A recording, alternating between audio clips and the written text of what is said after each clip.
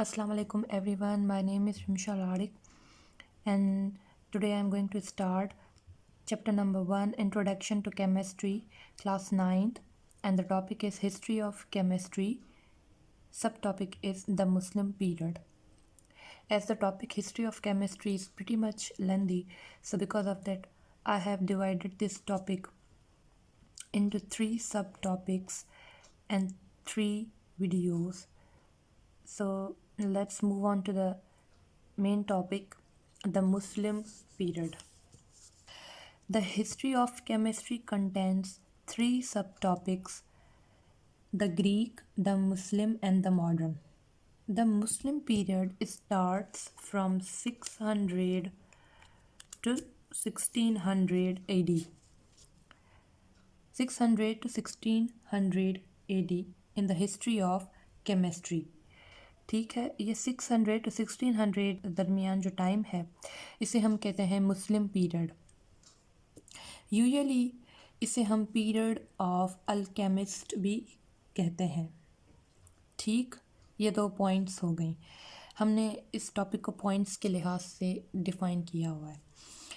Next is, इस topic में क्या होता है जी, Muslim scientist made rich contribution. अब मुस्लिम साइंटिस्ट ने रिच कंट्रीब्यूशन किस चीज़ में दिया?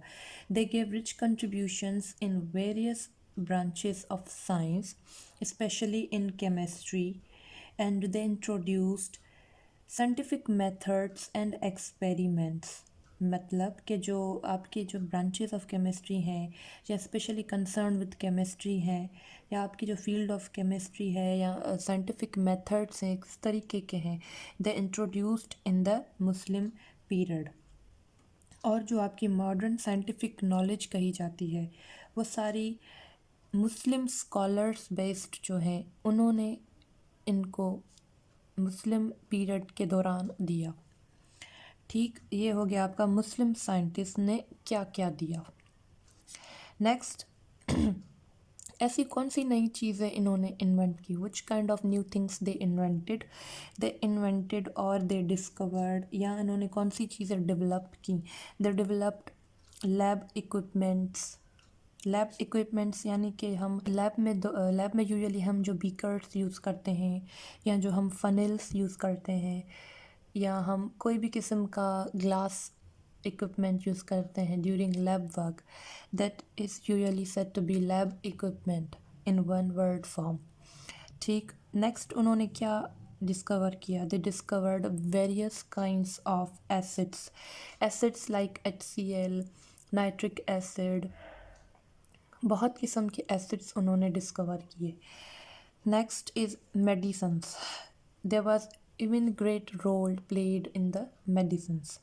ये हो गया आपका introduction about the Muslim period, यानी कि टाइम की दूसरा नेम उनका क्या है, कौन सी कंट्रीब्यूशंस की गई. अब मुस्लिम पीरियड के अंदर कौन से साइंटिस्ट मौजूद हैं? Let's talk about the major Muslim scientist या major scholars of the Muslim period. First आता है आपका जाबर इब्न हया. ठीक, जाबर इब्न हया को हम नॉर्मली क्या कहते हैं? Mostly he is also known as father of alchemy. इससे हम फादर ऑफ अल्केमी भी कहते हैं. अब इसने इन्वेंट क्या किया? What he invented? He invented many things like experiments based on preparation of nitric acid and HCl, यानी कि इसने एसिड्स की इन्वेंशन की. एसिड्स कौन से किए इसने इन्वेंट? HCl जिसे हम कहते हैं हाइड्रोक्लोरिक एसिड, और दूसरा इसने कौन सा किया? Nitric acid, HNO3, nitric acid. And what was the major thing or what was the new thing? इसने तीसरी चीज़ कौन सी इन्वेंट की? इन दोनों को जब इसने मिलाया, for example if you are going to take, he took 1 glass of HNO3, nitric acid and 3 glasses of HCl for example, मैं ग्लास कह रही हूँ लेकिन मिकदार किसी किस्म का हो सकता है। 3 रेशो, यानी कि एक हिस्सा इसने HNO3 का लिया एंड 3 हिस्से इसने HCl के लिए। जब इसने इन दोनों को मिक्स किया तो ये इसने बना दिया aqua regia। Now what is aqua regia? aqua regia means कि एक ऐसा aqua regia is that kind of thing, उसके अंदर आपकी कोई भी किस्म की मेटल डिज़ोल्व हो सकता है इजीली। इवन आपका गोल्ड भी उसके अंदर डिज़ोल्व हो सकता है। इवन आपका उसके अंदर चांदी भी उसके अंदर इजीली डिज़ोल्व हो सकती है। तो उसने एक नए किस्म का चीज़ बना दी जिसे हम कहते हैं aqua regia। ठीक, उसके अलावा इसने कौन सी चीज़ इन्वेंट की? He developed methods of extraction of methods.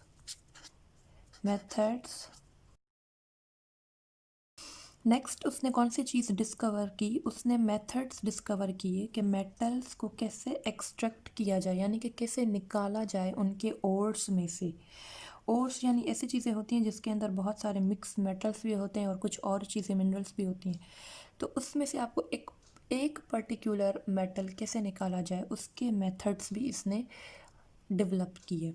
और नेक्स्ट उसने क्या डेवलप किया? Dyeing clothes. The clothes which you are going to dye it with a different kind of colors, he discovered even that। तो ये पूरा था जाबर इब्न Hayyan के बारे में। साइंटिस्ट इज़ अल राजी। ठीक, Al Razi was physician as well as alchemist. He was also philosopher, यानी कि उसके अंदर 3 क्वालिटीज़ थी, फिजिशियन भी था, अल्केमिस्ट भी था, फिलोसोफर भी था। उसके अलावा what kind of qualities or what kind of things he discovered हम डिटेल में डिफाइन करते हैं। he was an expert surgeon था। उसके अलावा he was the first to use opium and anesthesia। अब ओपियम क्या है? ये कौन सी चीज़ है इसने फर्स्ट टाइम यूज़ की थी? As he was the first scientist to use this. Opium कहते हैं हम आफीम को, ओपियम कहते हैं हम। इसने आफीम को यूज़ किया मेडिकल तौर के लिए एंड इसने एनेस्थीसिया यूज़ किया और ये पहला साइंटिस्ट था जिसने ये डिस्कवरी की। नेक्स्ट इसने डिवाइड किया सब्सटेंसेस को। He divided the substances into living and non living और ओरिजिन।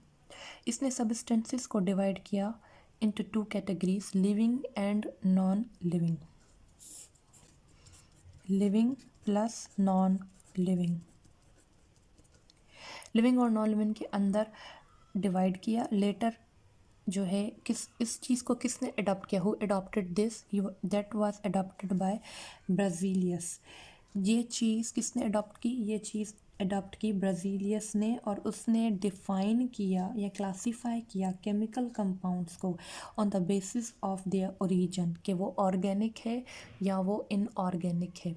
मतलब अल राज़ी ने सब्सटेंसेस को डिवाइड किया लिविंग और नॉन लिविंग की सूरत में। फिर ये चीज़ बाद में अडॉप्ट की गई थी ब्राज़ीलियस ने कि केमिकल कंपाउंड्स को किस तरीके से डिवाइड किया जाए on the basis of their origin, कि वो ऑर्गेनिक है या वो इनऑर्गेनिक कंपाउंड है। फिर अल राज़ी ने कौन सी नई डिस्कवरी की? ही डिस्कवर्ड और he prepared ethyl alcohol by the fermentation process। ethyl alcohol by the fermentation process। Third number scientist is Ibn Sina. Ibn Sina का बहुत बड़ा रोल था in medicines. His great role was in medicines and in medical chemistry। Role was also present in the philosophy। His role was also present in the maths as well as in astronomy। यानी कि Ibn Sina का in age compare to philosophy, maths and astronomy इसका ज़्यादा से ज़्यादा role present था medicines में, यानी कि दवाइयों के अंदर या दवाइयाँ कैसे प्रोड्यूस की जाएँ, केमिकल्स, इस तरीके की चीज़ों में इब्ने सीना का ज़्यादा काम था। और नेक्स्ट साइंटिस्ट इज़ अल बैरूनी। अल बैरूनी का सबसे ज़्यादा रोल था in physics. His great role was also in maths, geology and history. सबसे ज़्यादा इसका इवन great role था in chemistry.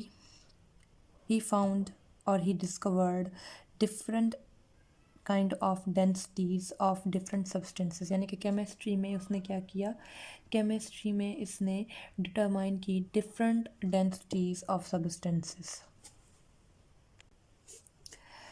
अब जी इनका कंक्लूजन करते हैं। The Muslim chemist, Muslim alchemist का यानी कि द मुस्लिम पीरियड का इनका मेन मकसद ये था कि हमें लाइफ को कैसे बढ़ाना चाहिए, हाउ टू कन्वर्ट बेसर मेटल्स लाइक लीड हो गया, जैसे कॉपर हो गया, उनको गोल्ड में कैसे कन्वर्ट करें।